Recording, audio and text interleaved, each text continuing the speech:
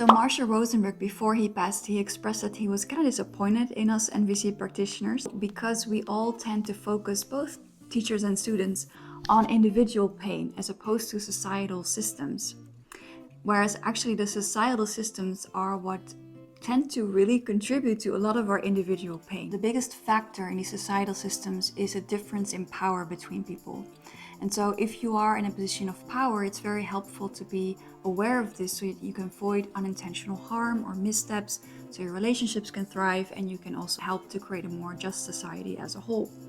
And on the other end, if you are in a position of less power than other people, you can be more aware of that and take steps to protect yourself or, just take care of yourself. So Marshall Rosenberg worked on changing these societal systems by, for example, joining peace project in Israel-Palestine. He also collaborated with a fellow NVC trainer who was Black. And he also made several points across several of his books, which I all gathered and will share with you in this one video.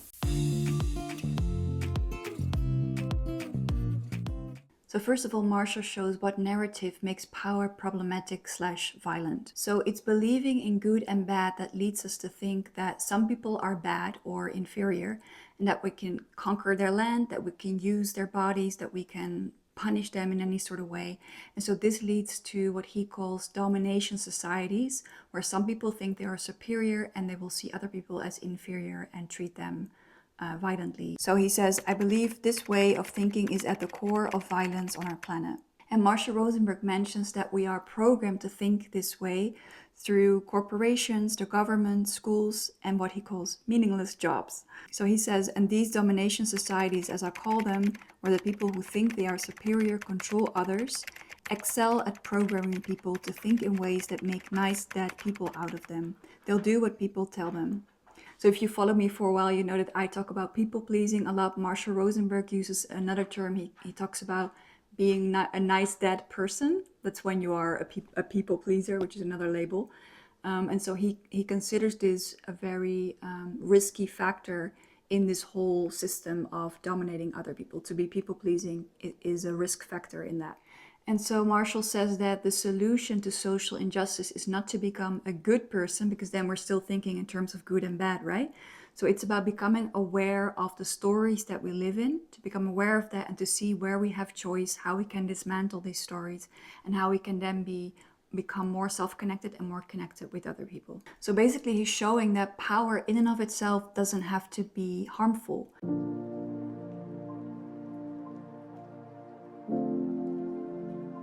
So Marshall introduces the concept of power over others and power with others. We can have power over others and we can have power with others. You can share the power with others. And so I'll explain the difference between the two. And power we're going to define here as having access to resources. We're going to keep it a little bit simple. So in the case of power over, you got the power from above. You were not chosen. There was no other people didn't have a say in this. And the way that you motivate others when you have power over is by fear, an obligation, or reward. So for example, if I'm a manager, and this also is about how I will communicate, I could say to my team, you must finish this project by tomorrow or there will be consequences, right? So here people might comply, that's what they can do, or they might rebel, but they are not going to trust me. So the response from others is compliance or rebellion. When I have power with, the power is shared collaboratively. There might be a leader still, but the power is shared collaboratively. The motivation that others have to act is trust, respect, and mutual understanding. And the communication is open, empathic, and inclusive. It's nonviolent communication, right? I'm going to get to that. So the manager might, for example, say, we have an urgent deadline tomorrow. I understand this might be stressful for everyone. Can we discuss how we can work together to meet this goal? And if there's anything I can do to support you? So here, the manager invites more collaboration, expresses understanding, and so the response is usually more cooperation and long-term trust. So most of the power over from a certain individual is held and maintained through systems in our society, and that's what we usually call privilege. Marshall Rosenberg avoids the term privilege. I can see that he talks about the phenomenon, but he doesn't use that term. I think it's because some people get triggered by it, but I also think a lot of you who are watching this might use the term and we come across it. So I want to tell you how it's placed within this system of Marshall's thinking. It also explains how someone might communicate empathically and from this idea of power with, And yet still others may act out of fear because they're still operating in the system, right? If they're underprivileged, that might still be their response. So according to Marshall Rosenberg, social change happens when we build and advocate for systems based on power with. So in order to get there, we need two things. And we're now going to get a bit more practical. And this will be the two next points that I'll discuss.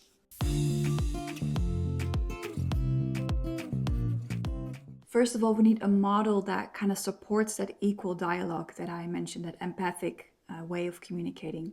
And those are 4 steps that Marshall Rosenberg laid out. I'm not going to share all of those steps right now. I'll put a video above here so you can have a look at them if you're not very familiar with them. But I'll mention 2 now that are really crucial. So first of all, NVC is, I think, as a model, exceptionally good at detecting language that supports power over. So for example, blame, analysis, comparison, labeling or diagnosing, judgment, interpretation. And so when you receive this kind of communication, you can immediately spot it and prevent internalizing it, and you can act accordingly. You can address it or you can walk away. Secondly, it explains a way to actually still stay connected in situations of power differences. And so Marshall Rosenberg gives an example of himself when he has to enter the country and he has a big guitar case with him. And he's in a situation of power under, let's say, because he encounters someone from the customs and they basically demand of him to give them his guitar case. And he's kind of concerned about his guitar. So in that situation, they're trying to overpower him. They're trying to tell him what to do, right? And he's very tempted to either comply or rebel, right? Either get angry and maybe get in more trouble, or to just comply and be very concerned about his guitar. His guitar is kind of a metaphor here, right? But that's what happened to him. And so instead of doing that, he chooses another road. He chooses to find out what is the need of this person and share his own abstract needs. So he basically says that, hey, I'm really concerned about my guitar.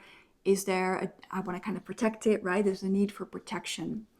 Is there a way that you can check the guitar case while also, protecting the guitar? So he probably said it better than I did, but something like that. So basically he holds his own need for protection of his stuff, and he empathizes with the need of the officer, which is something like, protecting the people on the plane, right? Having safety for people on the plane. And so this way they actually find a solution where he can hold his own guitar and they inspect the case, right? So, but this is a situation that could very easily escalate. It's a very small situation, but it's a moment where things can easily escalate. And instead there was actually a connecting moment where there was understanding. So the last contribution of Marshall that I want to mention is something that I don't see mentioned, in my opinion, enough in theories around social justice and how to find social change. And this is something that MVC or Marshall Rosenberg really addresses. So guilt is almost always at play for people in the areas where they have privilege, whether they're aware of it or not. And it's having this guilt that leads us to have trouble to actually empathize with the people who are underprivileged. As Marshall says, when we are feeling guilt, we are more likely to defend ourselves or to deny responsibility for our actions rather than to empathize with how others have been affected by them. If we want social change, it's really crucial that we work towards the guilt and that we understand what it is. And how Marshall explains guilt is that it's a judgment towards ourselves. And when we're judging ourselves, we're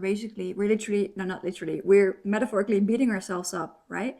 So it's like we're in pain because we're beating ourselves, and so we cannot hear someone else. And so what we need to do when we are judging ourselves is to actually instead to grieve. So oftentimes when we're judging, whether it's ourselves or other people, we actually need grieving. And so grieving means, and it's not just about someone who passed away, right? Grief is just a way to mourn a situation and to hold ourselves working through feelings that may have piled up, may have been unconscious, may have been about big situations, and that need time and a lot of self-compassion to work through. And so by working through this, we can enlarge our capacity to hold the pain of people that are affected by the systems that we live in. So I have a video that guides you through grief. I'll link it up here, and it's equally helpful if you want to work through grief that is linked to being underprivileged. I do have some concerns and comments to make about Marshall's approach, but I decided to do it in a separate video. If you want to see that, subscribe so you'll get a notification when that's ready. Also, I'd love to hear your comments and ideas on his approach so I can maybe process that in the video as well. And if you like this video, please give it a like. Just one like is enough. Because then it will be shown to more people. Thank you so much and see you in the next video.